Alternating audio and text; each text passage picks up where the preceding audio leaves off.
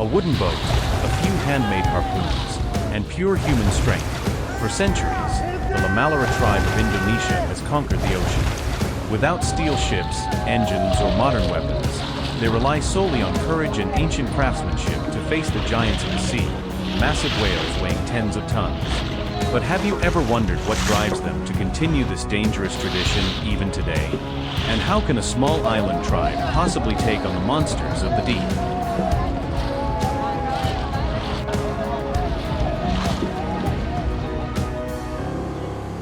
The Lamalera people live on Lamalera Island, part of Indonesia's Nusa Tenggara archipelago. For hundreds of years, they have lived in harmony with the sea, viewing whales as sacred gifts of life. This isn't commercial whaling, it's subsistence hunting, meant to provide meat, fat, and oil for the entire village, just enough to sustain them, not to sell for profit.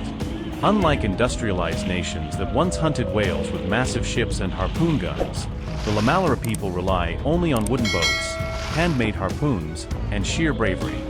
Each expedition is a life-or-death gamble. To hunt a giant whale, the entire Lamalera village must prepare with extreme care. The strongest men row the boats far into the open sea, while the harpooner, known as the Lamalera, stands boldly at the bow. He is the bravest and most experienced man in the crew, ready to leap into the ocean at any moment, harpoon in hand. Each journey begins with their paeldang boats, the spiritual heart of the village. What's remarkable is that these boats are built without nails. Instead, they are fastened using ropes made from banana fibers and bamboo ties, because the Lamalera believe metal angers the sea spirits. Each paeldang carries 6 to 14 men, with the Lamalera as the central figure. At the decisive moment, he not only hurls the harpoon from the bow but may even jump directly onto the whale's back, using his own body as leverage to drive the hand-forged iron spear deep into the whale's flesh, tied to a rope made from palm fibers.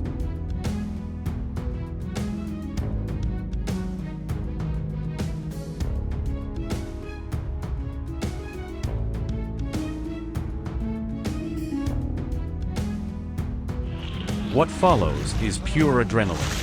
As the massive whale breaches, the boat surges forward.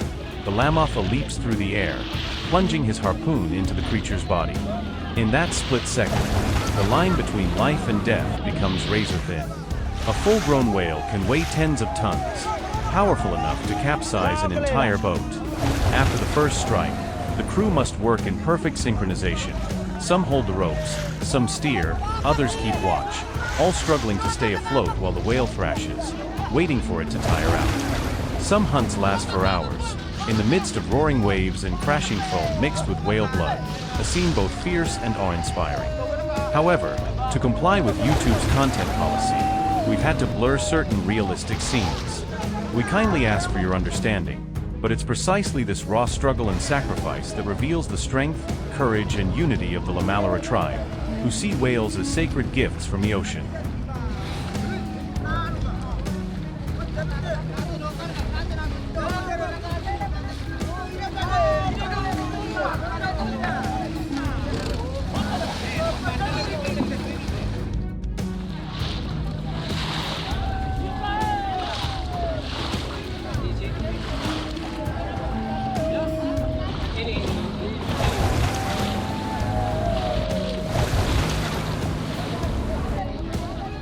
Maki.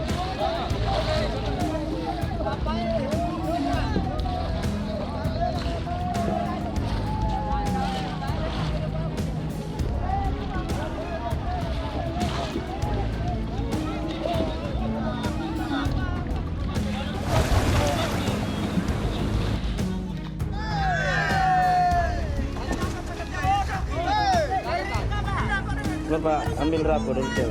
Ceritanya. Minta rapo. Jadi ke sana kasih dulu.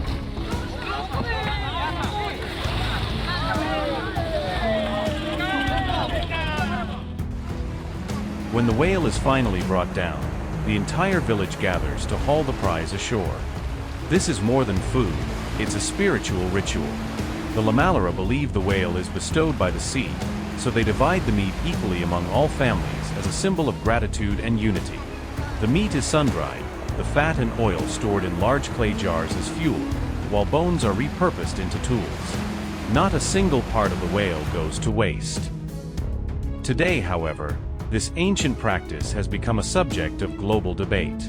While most countries have banned whaling entirely, the Lamalera people are granted an exception, due to the traditional and subsistence nature of their hunts. They hunt only during the season, and take only what is necessary for the village, never for trade or commercial sale. This makes their practice both a cultural treasure and a controversial topic in discussions about conservation and humanity's relationship with nature. For travelers, witnessing the Lamalera whale hunt is a profound experience, at once a display of human strength battling nature, and a moment of reflection on the fragile line between tradition and preservation, survival and responsibility.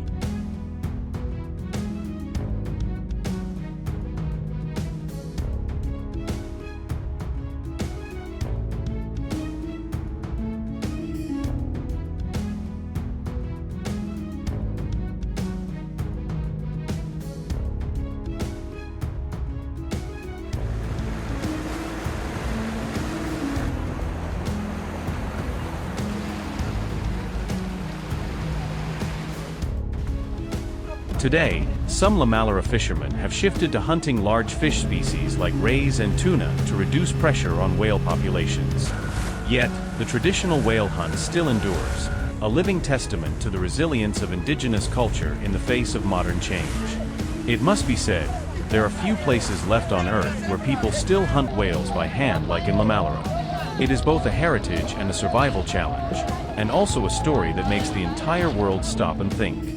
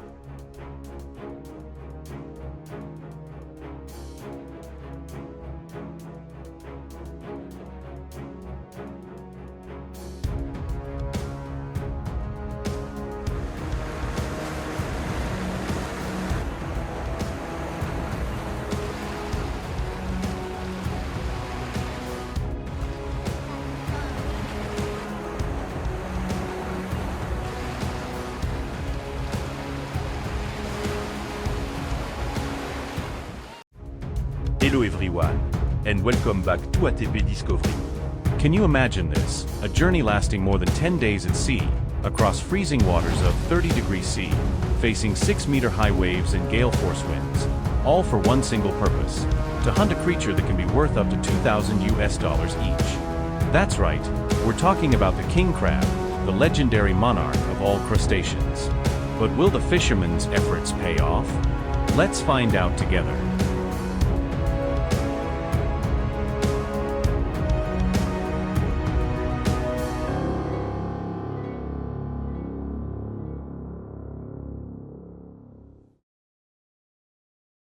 Each year, only during a short window from October to December, fishermen in Japan and the United States are allowed to catch king crabs.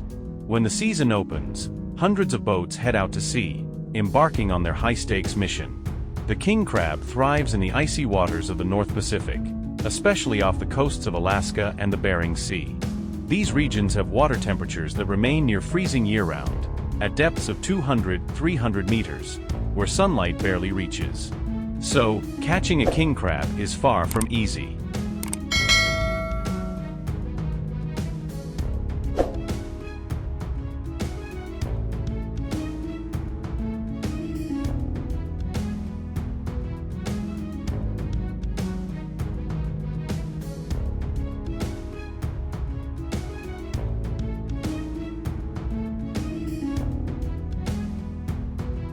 To maximize efficiency, fishermen use massive steel cages called pots, each weighing over 300 kilograms. These pots are baited with herring or cod and lowered into the deep sea, sometimes down to 200 meters. After several hours or even days, the boats return to haul the pots back up, and the harvest begins.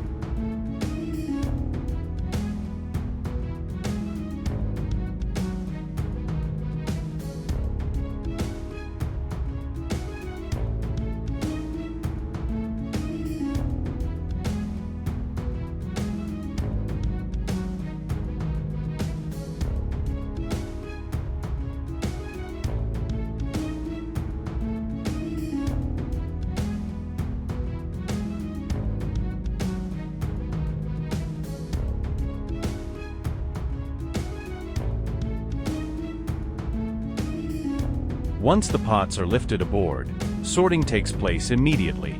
Only mature male crabs with shells wider than 17 centimeters are kept. Females carrying eggs and juvenile crabs are released back into the ocean to maintain sustainable populations. This rule is strictly enforced in Alaska, under the watch of fisheries authorities. After selection, the king crabs are stored in refrigerated seawater tanks aboard the ship, kept at 0-1 degrees Celsius to ensure they stay alive until reaching port. A typical expedition lasts 2-3 weeks, with tons of crabs caught, if luck is on their side.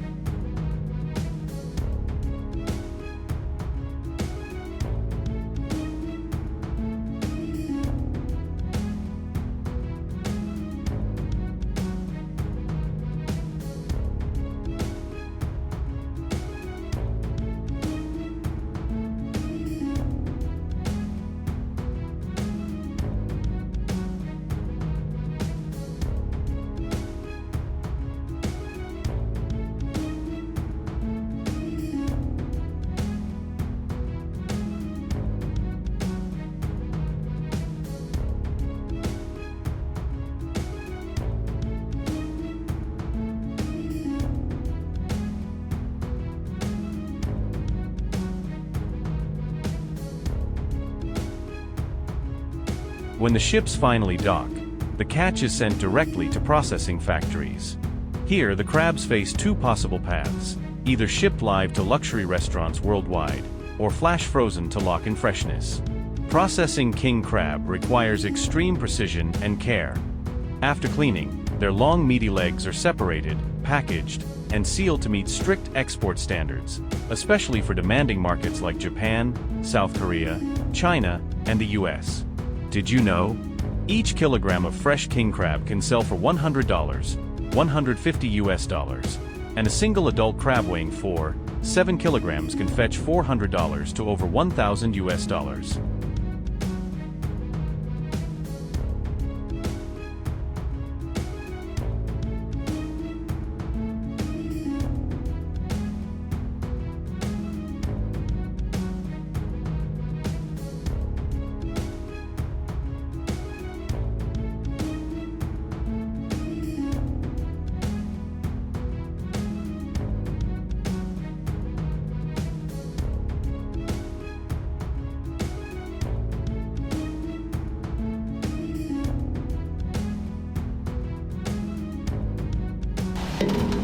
But beyond its impressive size and price, the king crab is also prized for its exceptional nutrition.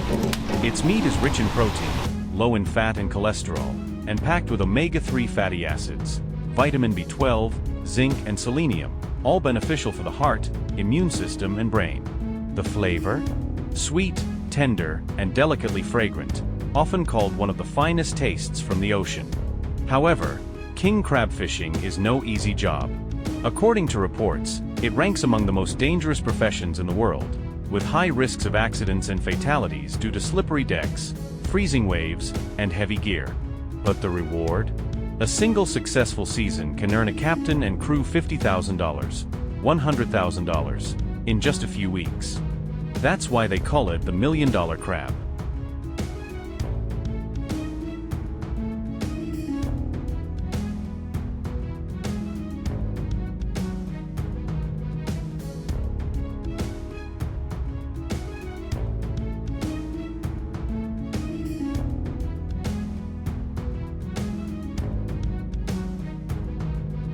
That's the end of today's video.